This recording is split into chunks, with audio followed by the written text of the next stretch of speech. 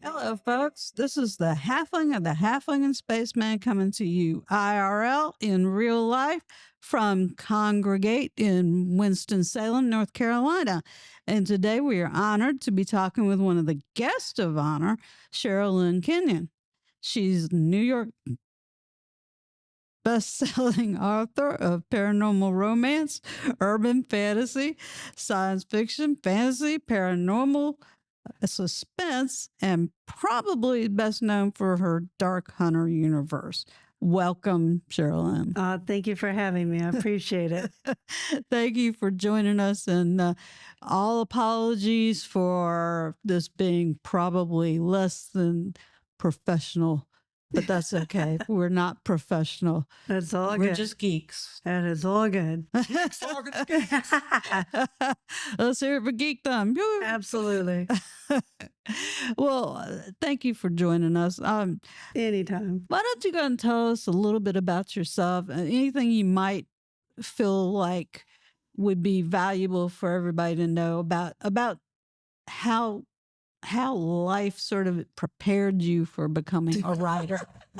Okay, she's laughing. Oh, Lord. Okay, she's laughing. Oh, to be a writer, let's see. Bolt on those asbestos underwear. Yeah, I guess the best way was I was raised in the middle of 8 boys who took no mercy on me. Oh, wow. Yeah, my dad was a drill sergeant. My mother's whole philosophy was the world is not going to take mercy on you. Your enemies aren't going to take mercy on you. And I'm not doing you favors if I take mercy on you. And she didn't. So says why my best imaginary playmates as a kid were assassins. Wow. So yeah, no. Yeah. Wow. Other people had nice, friendly. Yeah, no. Yeah. Well, my dad grew up in a family with 7 brothers and 1 sister, and she was the baby. Yeah, there you go. So but the thing was, most of them were older by the time she came along, and a lot of them were already enlisted by that point. Yeah, because it was a very long span of time. Right. So she I think she could relate a little bit, but I think mostly she didn't have too much torture from her brothers, because by that point they were too busy with their own things. So She was lucky. Had 5 above and 3 below. I was right in the middle there. So, Sherrilyn, let's get the ball rolling by talking about the part of your background that prepared you for such a distinguished writing career. Okay, which part of that? I mean, Kathy Maxwell, who's a good friend of mine, she writes historical. Kathy always says, my career was this, your career was... So yeah. I don't know what prepared me for it other than I'm too stubborn to ever give up. Oh, that's important. Yes, yeah. Fortitude. I'm the cockroach writer. I'm going to be here after the Holocaust. So yeah, too stubborn to quit. Over to you, Halfling. Well, one of the things we like to ask our guests is, because we focus on fans who become creators, is what's your earliest memory of being a fan of something? What were you into as a kid? I was into everything. I mean, probably the first thing, but my older brother had a huge impact. So he taught me to read with Spider-Man comic books. So probably my first fandom would be Spider-Man.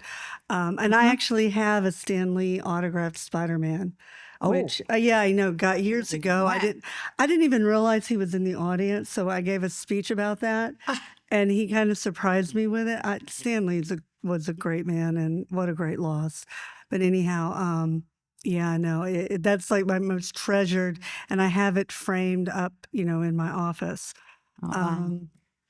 Yeah, and then of course, my brother, I'm so old, but when Star Trek was on originally, that was our show with me and my brother, so we'd watch it together, and yeah, and I even as far back as a little kid, I can remember watching Star Trek, and all my family was into it, except for my mother, who was like, "Oh, My mother loved horror. My mother never got into anything that was science fiction or fantasy, which is weird because she loved horror so much, and I never really understood that. But I know it really never made sense to me. But so growing up, I kept thinking I want to create something that people will love as much as Star Trek. But yeah, no, my mother loved horror. Okay, my favorite story with my mom is when I was a kid, I actually thought zombies locked me into the trunk of the car. And I didn't realize it's because when I was 2 years old, it was when Night of the Living Dead came out. And it was when drive-ins were huge. And my mother was really cheap, so my mother didn't want to pay for 9 billion kids. I'm slightly exaggerating. But, there were so many of us. She's like, here, I'm just going to buy you all. And I was small, so she always threw me in the trunk. Yeah. And my little early brain must have thought, okay, when I emerged, there were zombies up on the big screen. So my brain must have thought, oh, these zombies locked me in the trunk. And of course, I'm telling this years later, my sister's going, my mother would never do that. My mother never did that. My mom's like, yeah, I did. And it was fun. No. Oh, man. Yeah. Well, I never had the thing about zombies, but I always had the dream when I was little about being chased by the Wicked Witch of the West. Oh, I loved her. She was my favorite. Oh, no, she scared the crap out of me. Oh, absolutely. That was the first nightmare that I ever had when I was a kid. And it always ended with her chasing me to the top of a building, and she's coming toward me, and I'm on the edge of the ledge, and it's either her or jump. And I jump. Oh, no. And then I wake up. Oh. I don't know how many times I had that dream as a kid. Oh, you poor She thing. scared the crap Oh, out of me. she was my favorite. Well, my mother hated The Wizard of Oz because my mother's like, I do not want to watch a movie with 2 women fighting for shoes. And so my mother had a unique perspective. And I loved the monkeys. The monkeys were my favorite. Oh, man. And I wanted to have my own monkeys. And my problem with The Wizard of Oz is, where did the monkeys go? And who ended up with custody of the monkeys? And why can't I have them? And so, yeah, I drove my mother crazy. But I want my own monkeys. Find me the monkeys. Yeah. Find me the monkey. Find me the monkey. So I do have the little, growing up, a friend of mine, when they came out with the Barbie doll, so I have one of the Barbie doll monkeys, and then I have the little stuffed ones from Wicked. And at one time they were lined up in my office along all of the sconces. But yeah, I love the monkeys. They're my favorite. We need more monkeys in our lives. So what I'm hearing you say is you need some things to do your bidding, right? Well, I have my fans for that. I tried with my children. When we were young, we were the remote controls. And my mother told us that I had children to clean my kitchen and change my channel. That's your job. I tried that with my kids and no. Just did not work on their generation. I failed as a parent. Yeah. Yeah. Well, that's probably a topic for another show. No, absolutely. We could have the special Simeon show. How to fail as a Simeon parent. show. Simeon show. There you go. Let's send me to the Simeon show. Okay. Spaceman. Okay. Go ahead. Oh, you want me to go ahead now? Okay. So we've heard from a lot of writers about they were writing at a very young age. Some as even early as elementary school, believe it or not. That was me. You were? Okay, good. So what was your earliest writing experience? It's about a little girl who killed all her brothers. True story.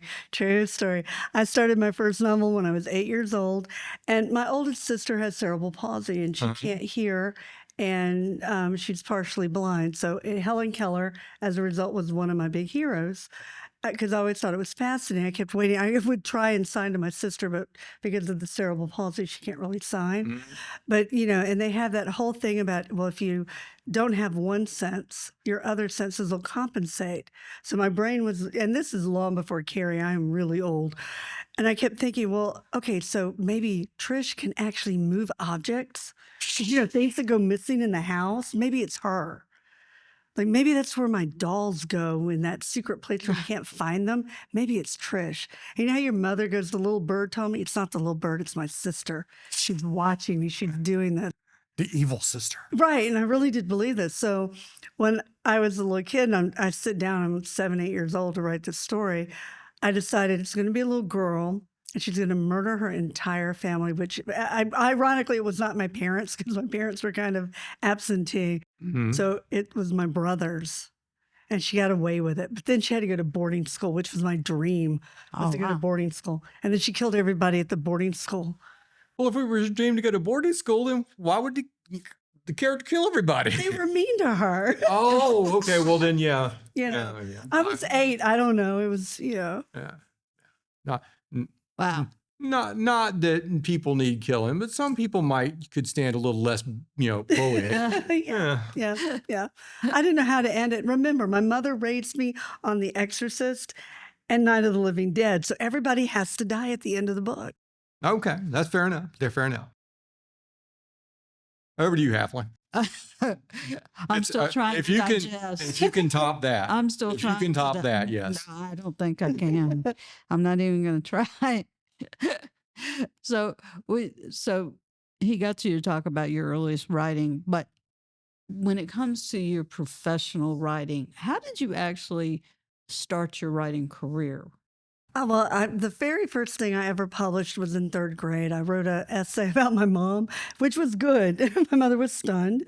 It was for Mother's Day. It was a competition, so it was for the local paper, and I actually won it. That was the very first thing I had published. The first thing I sold was a short story in a small science fiction fantasy magazine. I can't remember the name of it. And I remember, I think it was, it was something Scheherazade, but it's been defunct for many, many years. Mhm. And anyway, it was a vampire story called The Neighbors. And I did that when I was 14. And then I went on to do a whole bunch of short stories for many, many years. Mhm. And I started my first novel, I started my first novel with Sharon's Secret, which is the one where everybody dies. But I wrote many others over the years. So the first one I published, I was 24. Okay. Well, when you were in school, did you have teachers or even professors that sort of encouraged you and helped you? My to- 8th grade teacher, my professor, Yeah. I wanted to be a creative writing major, but my professor who was in charge of the program told me that I would never have a future in publishing. And the third time I submitted, and I was published. Not only was I published, I was also editor of our school paper. And she's like, look, my program is for people who have a future in publishing and you suck. So don't waste my time and don't submit to me again. Oh, wow. And what grade was this? Oh, that's in college. Oh, Yeah. God, Yeah. really? Wow. Yeah, that was fun. Yeah. That's why I did not major in creative writing. I'm like, well, history looks good. You had something to prove then, didn't you? Yeah. You had that just- something Power. to prove. Power. Yeah. Nobody made this easy on me. Right? Yeah. School of Hard Knocks. It's like, wow. So you knew pretty much early on that this was the thing Oh, for yeah. you. Oh, when I was in kindergarten, my brownie manual says when I grow up, I want to be a writer and a mom in that order. So yeah, it's all I ever wanted to do. And Cool. God did not make either one hard or either one easy on me. They both were very hard. Well, the things that are worth working for sometimes are. I guess. I'm not dead yet. Well, But you know, life keeps trying. When you were that young kid, you never imagined you'd be in a room here at ConGregate in Winston-Salem, North Carolina, talking to us. So I thought I'd be queen of the universe. I watched Star Trek. I was going to be a great alien. What are you talking about? With a big, huge crown. And I was going to have Captain Kirk. oh, let's not get started on the chat. He's a funny guy when you see him, but he oh is. Lord, he's hilarious. Yeah. But we're here to talk about you. Yeah, And not, that's- as entertaining as the chat is, we're not here to talk about the chat. Yeah. Well, you've written in a lot of different forms and a lot of different genres at this point.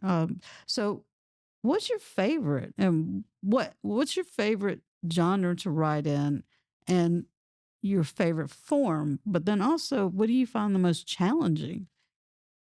All of them. There's- Whatever the one you're writing currently is. My sons are both writers, and does it Oh. ever get easier? It's like, no. What crack did you smoke before you came to talk to me? Yeah, The best kind of crack. apparently it's like, honey, quick sniffing glue. That's like, no, it does not get easier. They're all challenging. I enjoy all of them. They all have their unique challenges. Every book, and unfortunately, with writing, it's not like you do get better to a degree, but you find a new way to suck with every book. So, I mean, it's like the challenges keep shifting, and so you're running in quicksand. So it's never the same thing. And one of the things that I always find is there's a word in every manuscript that I overuse, and it's never the same word. So I have the unique challenge each time of what word did I, warm was the last book I wrote that I was using. And the copy editor said, do you know how many times you use the word warm or warmth? I went, no, that's the word. I didn't notice. Dang it. So I had to go take out all my worms and warmths. So yeah, no, it's just, yeah, I love them all. I mean, that's why I write them all. Yeah. I grew up reading everything. So, different points in my life, different ones have appealed to me. But here's a prime example. My agent taught me into writing a book set in World War II. I write with a lot of humor. And my editor, I handed the book in. They're like, World War II and Nazis are not supposed to be funny. Yeah. Well, the producers, Hogan's Heroes, there's a lot of, Jojo Rabbit, there's a lot of funny Nazi stories. And they're like, yeah, but we don't want this. We don't want your funny story. Yeah, okay, so that kind of stung.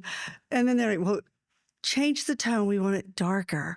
So they handed it off to me, and I went, okay, that's great. We got horror. Now it is dark. I think it's a lot darker than they knew it was going to be. So, but it's been a lot of fun doing it. Yeah. Well, you You ever ever got get humor, but not like the other one. all right?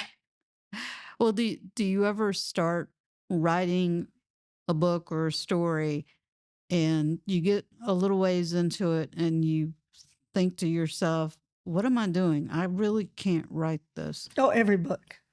That's why I have Carol. Carol's whole job is to tell me, I do know what I do. I do know what I'm doing. I got this. Give it up to Carol. No, that is the annoying part about writing. It's like you forget how you did it every single book. There's a point every single book where you're like, how did I do this? I've done this so many times, and I don't think I can finish this book. How do I get what? Ow! What? Ah! Yeah. No, every book. Well, I mean, I guess I was specifically thinking about the topic or the content of the book. Like if you started writing something, and then, and then maybe it gets to you to a point where you think, I don't think I can follow this through. I just don't have the emotional capacity for it or anything like that. Or is Where it's like Ash and Sticks, where they're gut wrenching to a horrific level. No, I mean, I had a very hard childhood, and those books tend to be very cathartic for me. People who are like, my God, how could you write Sticks? It's what I always tell them, it's not the parts of Sticks that are fiction that are actually bad. It's the parts of it that aren't. And people who've gone through trauma, who've gone through bad stuff, I think one of the reasons those books tend to speak to them is they recognize, and there's something very cathartic in I'm not alone. Yeah. And knowing that somebody recognizes your pain, that was one of the things. There are shows out there, and I never want to pick on anybody's work, but I'm going to do it for half a second. Sons of Anarchy. I love the show, but my only complaint with it is please stop telling us that after we survive everything we do, we got to die at the end of it. And that's my big complaint. And if somebody hasn't seen it, I'm sorry I just spoiled it to you. stop, because we need to know we can have something. And that really is the one thing I do want to show. And that's why most of my books tend to be lighter. They're usually not ash and sticks. But I do want to speak to those people who had childhoods like I did and divorces like I did, to let them know the light at the end of the tunnel really is not a train. Keep going. Yeah. Like Winston Churchill said, if you're going through hell, keep going. And hopefully it's going to get better and you're not going to commit suicide at the end of it. So, yeah. Yeah. Do you ever set out specifically to write a book that's going to be like that? I think all of them. Yeah. I mean, the whole point I got in books really saved my life, because they were, everything was so dreary. And I needed to know that there was something else out there, that there was normal. I mean, I did not know in my life what normal was. Books gave me that world. And then through my writing, I was able to cope with things, because, when you're in these situations where you have no control, in fiction, I was able to slay all those dragons, slay all the villains. I had control. And I knew for a fact that good would win. A prime example, I've got my daughter-in-law's Japanese, and I hate Japanese horror. As much as I love horror, I hate Japanese because you never win. It's like The Ring, the evil always win. And I want to know, again, the happy ending of some kind, that we can defeat it. Yeah. And so, yeah, because of all those books and authors who saved my life, who gave me that lifeline when I needed it, something else to focus on other than my life. One of the reasons I got into writing is I wanted to do that to other people. Right. I wanted them to have that little beacon of hope. And so, yeah. Spaceman, you want to Is it my turn? Is it the spaceman's turn? I think it's the spaceman's turn. It can be. It can be. You are part of the Okay. show. Okay. Well, how long did it take for you to actually launch your writing career? How, Which time? He's laughing. let's talk about the cycle then. Oh, gosh. Okay, the first time. Well, okay. Oh gosh. I always say you don't ask me about two things: publishing and pregnancy. I'll scare you off of both. The first time I was 18 when I decided I was going to publish my novel. And so I meticulously, I know it sounds really young, but I started when I was 8. Well, that's 10 years of experience. Yeah, exactly, right? But I sat there and I was working it together, and it was a science fiction novel. And I had it together, and I was about to turn 21. So it took me a couple of years to put it together. And you got to remember, I was doing events. I had been attending writing workshops and stuff from the time I was 14. I've been reading writing magazines, going to workshops like this. I mean, I started going to conventions as soon as I could drive. And, actually 15, I had friends who would drive me. So I started attending anything I could, writing workshops and all, very, very young, and going to the library, learning anything I could to educate myself. So at 18, I thought, well, S.C. Hinton did it with The Outsiders. By God, I can too. I was a little arrogant, aren't we all? Well, when we're young. And when we're young. Before life has knocked us down a few notches. Yeah, jeez. Yeah. So at 20, well, I had just turned 21. My brother had a roommate who had a typewriter, and they loaned it to me during Christmas. And so I typed my science fiction novel, Born of Night. And I remember my brother, it was right after the Christmas break, right at the New Year, he came and he got that typewriter from me. And my brother looked at it, and he was flipping through some of the pages, and he said, "Wow, I can't wait to see this in print. I know it's going to be a winner." And my brother died 2 weeks after that. Oh. Yeah. So that set me back, because I had a very hard time after that. I didn't want to publish it. I didn't want to write. It took me 3 years before I could write anything, including, other than papers I had to write in college. Right. And actually I had to take a year off of college because I couldn't focus on anything after I lost him. Okay. Because, he was my best friend, and it was hard. So I was moving in with who is now my ex-husband, And at the time we dated, we had, 3 years, I think it was, where we had broken up and I let him back into my life like a fool. Good reason he's my ex. And anyway, so he was like, "Oh, I remember when we were dating, you were always writing something. And what happened?" Because, I still had all the old notebooks. I'm like, "Oh, I don't do that anymore." He's like, "Well, they were really good stories. You should do this." I'm like, No, no, no. Well, we had no money. Mm-hmm. He had a job barely making more than minimum wage. I had moved from Georgia up to Richmond in my arrogance, thinking I can find a job. And there were no jobs to be found. It was the middle of a recession in 1990. Yeah, we remember. Oh, yeah. Nobody would hire you for anything. Oh. And it was, yeah. So my girlfriend was an editor for a magazine. She calls me up. She says, "Hey, I know you're hard up for money. You haven't written for a while, but I know you're capable. So I've got these articles. If you want them." I'm like, "Oh my God, you'll pay me and I don't have to strip? Because let's face it, this is not a body you want to see naked. I will do this." And so she assigned me the articles. I'm like, "Oh yeah." And I can remember I dug that computer. It's not a computer. I dug his typewriter out of the closet. And I sat down, and the minute my hands touched the keys, it's like everything I had buried came rushing back. Mm-hmm. And it was just, I can't, oh my God, every character, all the stories that I hadn't thought of in 3 years, it was just a deluge. And I can remember the ex coming in, he's like, that night, the look of horror on his face, like, there's paper everywhere. I'm still crying. I look terrible. My hair's, "Oh my God, what happened to you?" I'm like, "I'm right." Yeah. So he's, "Oh my God, I can't come home to this every night." So he took me out that night and he bought a word processor for me, a card table, and a $10 steno table. And that's Right. all the furniture we had. And he set me up in the corner. And it was the day after the warranty, no lie, wore out. So 4 or 5 months later, I think I had a 3-month warranty.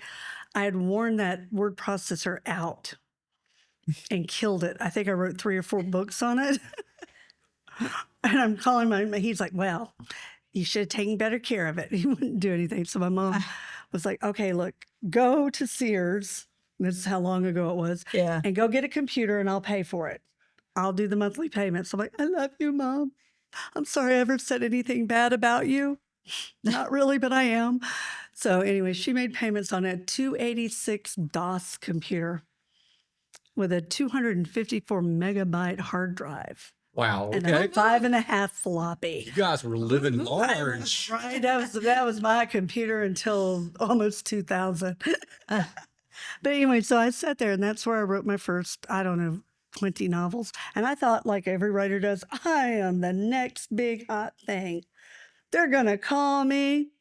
I'm typing. I'm sending out books. And that phone does not ring for 2.5 years? Yeah. But ironically, in February 1992, I got the phone call and they bought Born of Night, which was the book that I had been writing when he died. Cool. Very cool. It is not as easy as it sounds, though. That is the 3rd book that was published. I actually ended up selling 6 books in the next year and a half. Good. It was fun until it wasn't. And then I didn't sell another book for 4.5 years. Ooh. So Yeah. tell us about the dry spell. It was one of those things. Well, okay. Okay, I'm going the truth. What I always tell people, but I'm no longer married, so now I can tell the truth. My ex got me blacklisted. He pissed off my editor. In the past, what I've always told people is the market dried up, but that's really not what happened. He thought he was in law school. He rewrote the contract. He ticked off my editor and got me blacklisted. Oh, I'm sorry to hear that. Oh, no, it's okay. I should have divorced him so many times. But he got her so mad at me that, yeah, she ran her mouth and badmouthed me to everybody in the industry. So I am not going to protect him anymore. Yeah, we were together for 35 years. We're married for 30. So yeah, it's kind of hard to get used to not protecting him because I did it for so long. But yeah, that is the truth. But yeah, and it was really interesting. My agent that I had when I sold the 6 books was a lady named Laura Cifelli. And after 4 years passed, look, one of the things my mother did, my mother had cancer, God love her, and both my parents passed away within a few years of each other of cancer. My mother, because she believed in my writing, was making sure to keep me in my Writer's Digest magazine. And Laura had taken a job. She'd been an agent, then she went to Dell Publishing. I'm having to remember, it's been a minute since all this happened. She went to Dell Publishing, and for 2 years, she tried to buy Dark Hunter. But because it was so weird, those vampires, who wants vampires? She couldn't get it through the marketing. Okay. And she believed in it, but yeah, that nobody would touch it. So after 2 years, then she moved to HarperCollins. And so when I went out, I remember my oldest son was an infant, and I saw the magazine. I'm like, oh, I should submit to Laura. But I was terrified because one thing, my ex at that point is like, you've been wasting money, taking food out of the children's mouths, because we had 2 sons at that point, and he was guilting me all over the place. How dare you waste money chasing a pipe dream? Yeah, I don't want you submitting anymore. I was having to write at that point out of a closet when he was asleep or at work. So I was sitting there going, well, I don't want to hear it from him. Maybe I shouldn't do this. But I thought, you know what? This is my one and only shot. I am going to take the shot.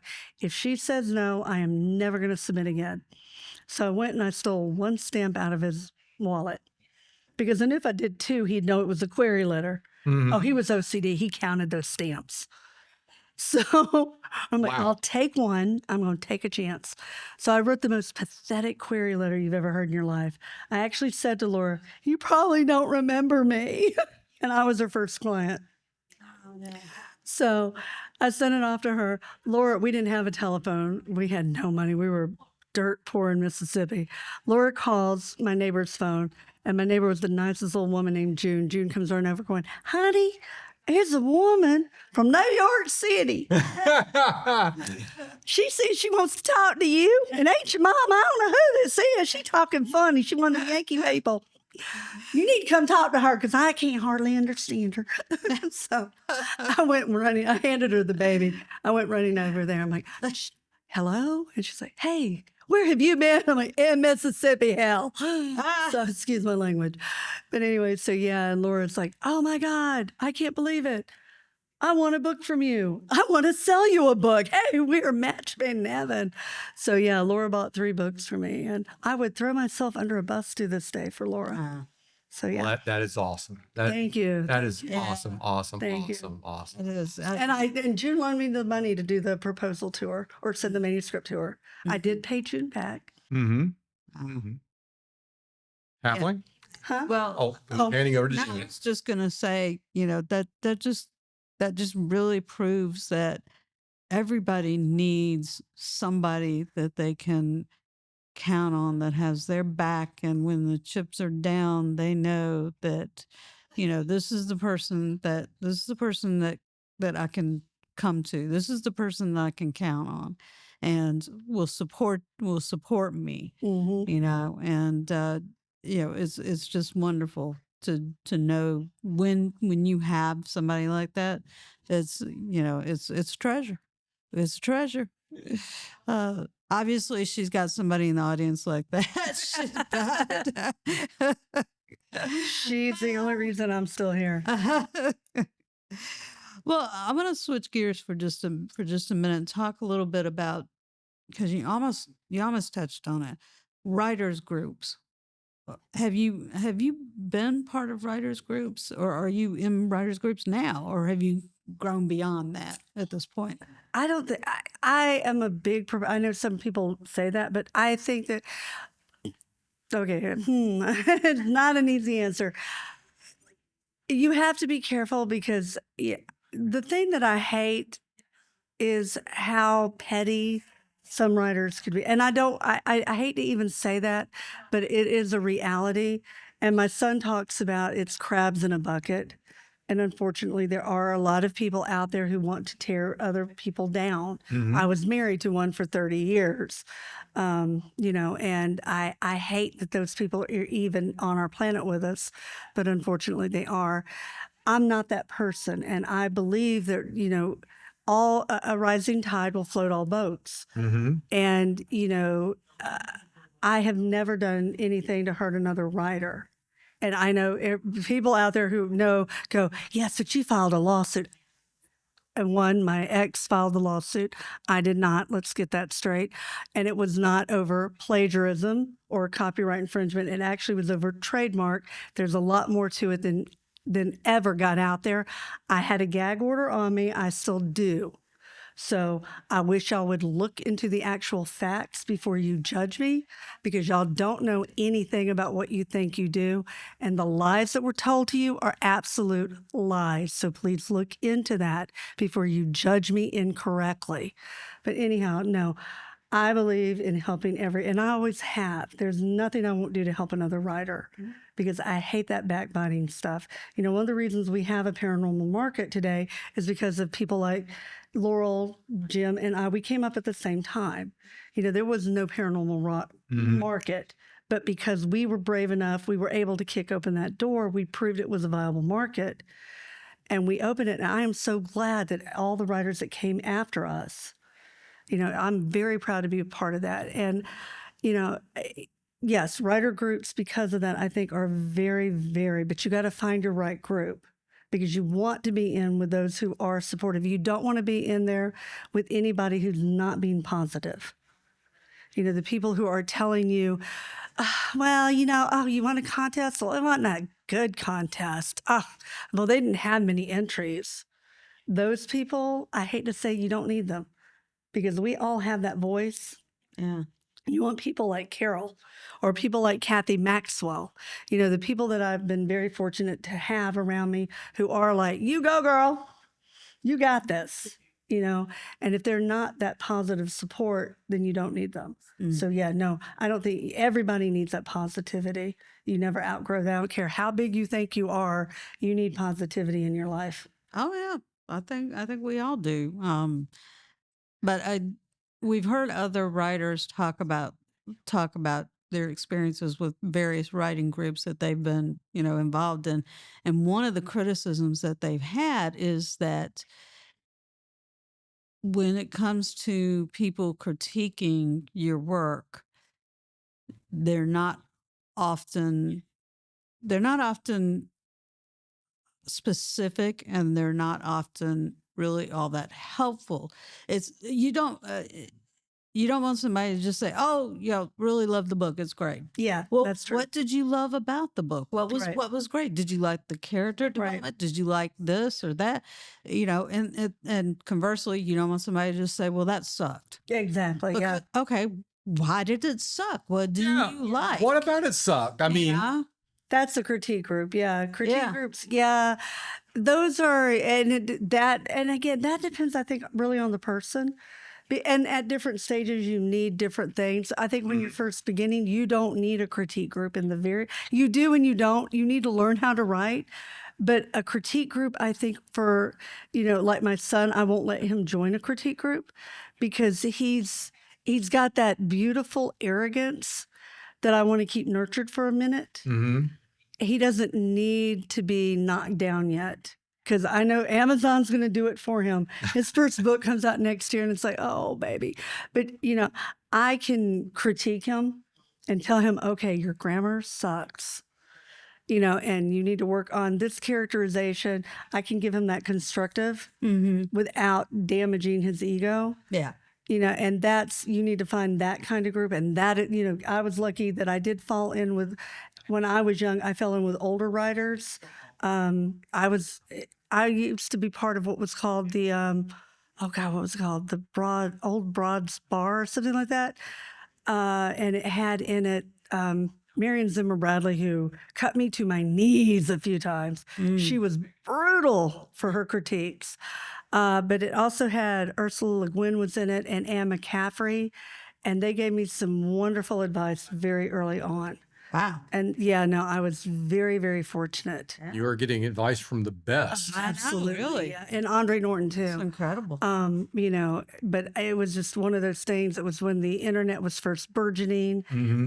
And, you know, I was very, very blessed. But like I said, MZB tore my booty up pieces.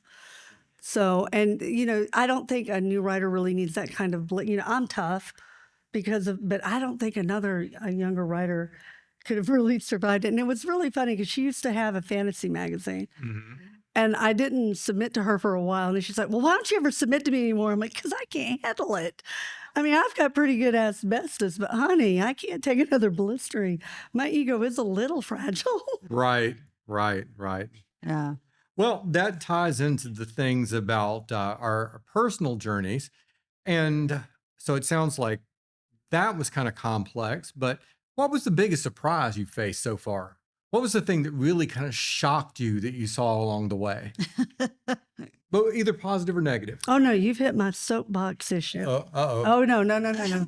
This is after what I've gone through, this is the one thing I have been attending, as I said, for almost 50 years, workshops, panels, and everything. And in everything I've ever attended, and I put my ex through law school. Mm-hmm. Oh. Yeah, I did. And I wrote his papers. I helped him I read his books. Mm-hmm. I actually went to law school technically with him. Mm-hmm.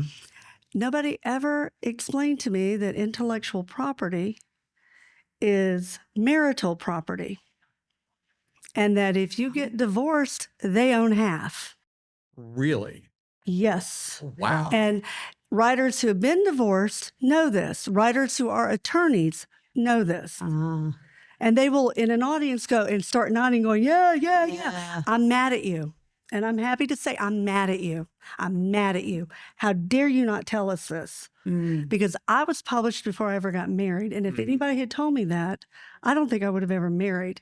And I would not have spent 3 years of my life fighting tooth and nail to maintain my worlds and my characters that I created before I met that man. And nobody should go through. And like I said, I'm here today because of Carol, Nancy, who is an attorney, Tish, and my other friend, Sherry. They're the only reason I got through it because of the brutality of the way the court system treated me, trying to lay hands on my characters and my worlds, that he did all the brutal things he did while I was married to him. Nancy says it all the time. I'm here today in spite of what he did.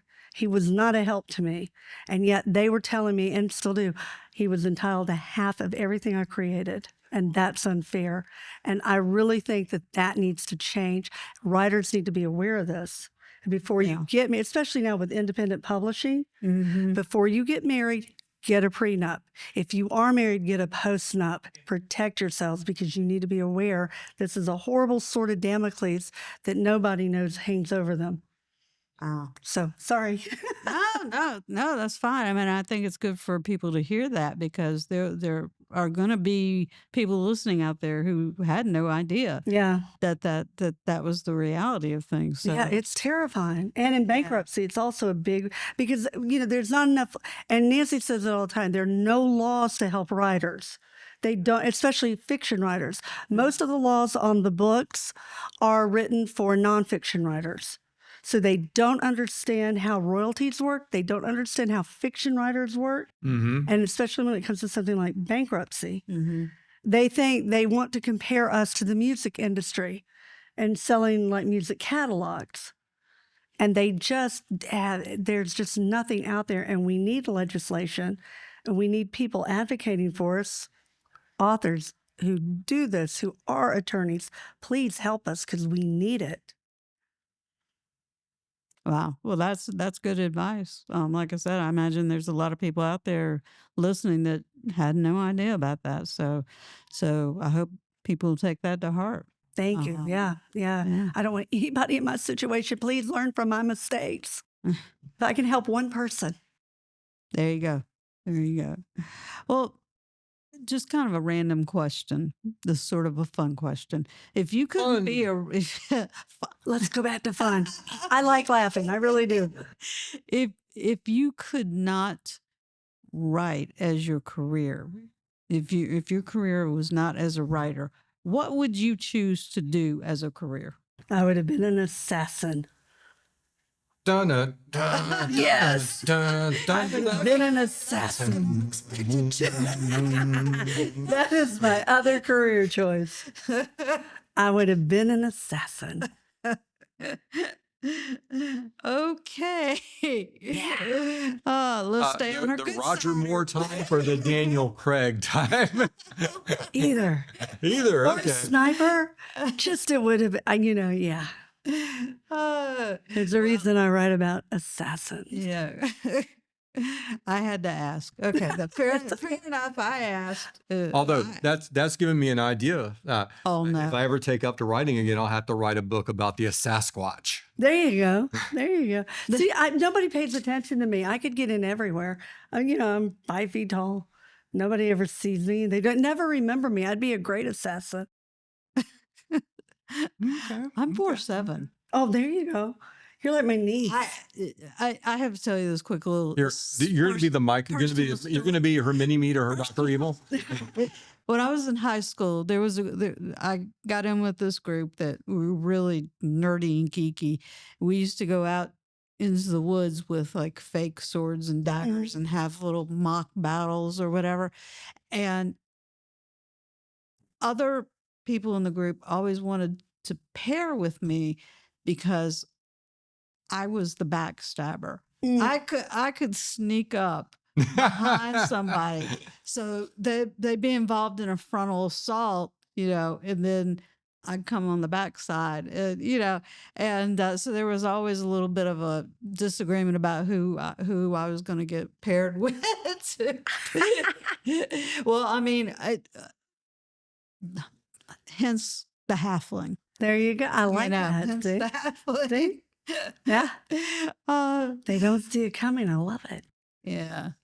And I wish I could hang on to the other word, but there's certain entities that you don't want to tick off. So Darn you, Tolkien Enterprises. I said entity. I said nothing. No, I'm just kidding. You're worried their goons are going to come after you again. Those Tolkien Enterprises goons, they're bad. No, they're right up there with Paramount and Disney. Disney, yeah. Don't mess with those. Held great. no. Don't great mess with house. them. Yeah, no, yeah. Yeah. Don't want to get on their bad sides at all. All right. Well, we're at about the 10-minute hour mark. So Anyway, well, we're kind of coming to a close here. We're going to wrap it up shortly.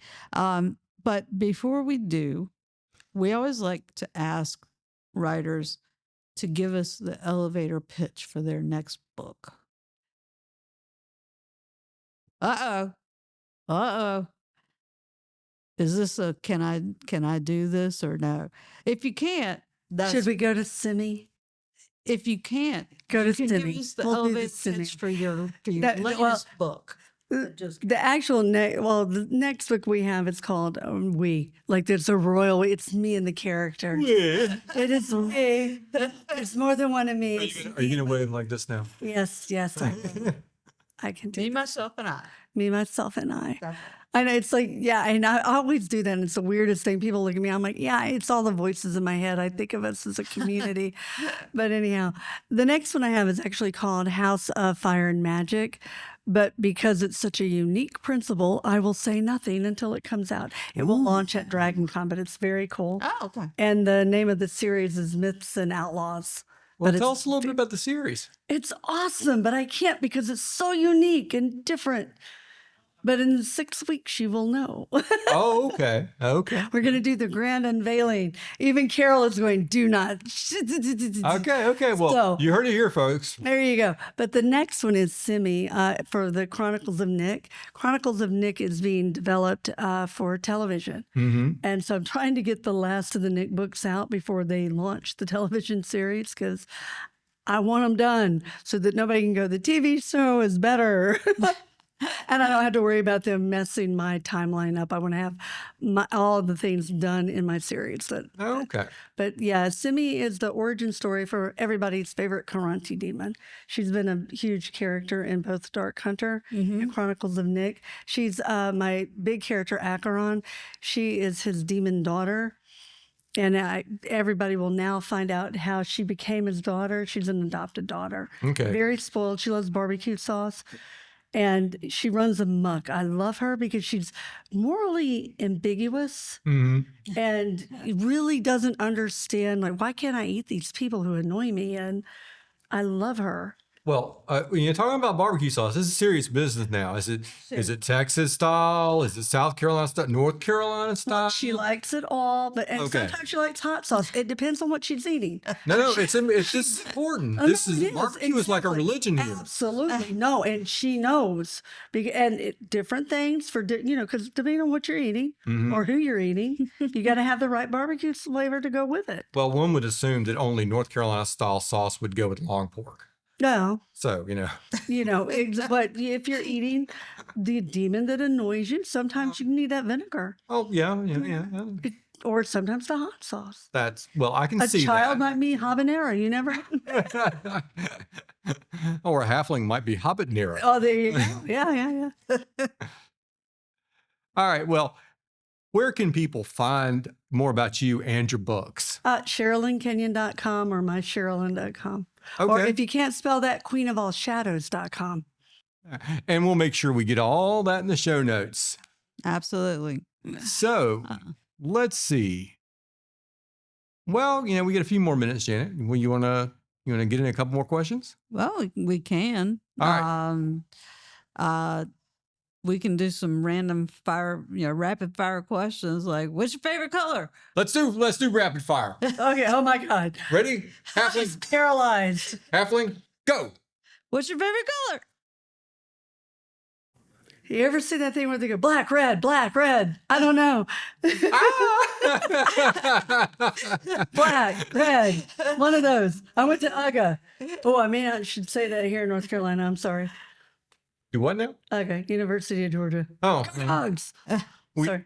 we're not strongly. Well, actually, we are, but that's okay.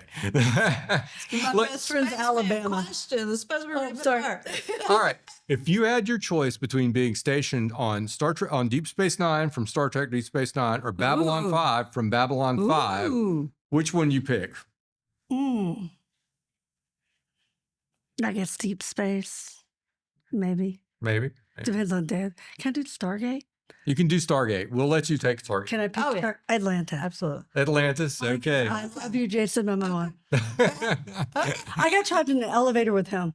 Oh Lord, tell us this. Tell us this. Give us I love you, the tune.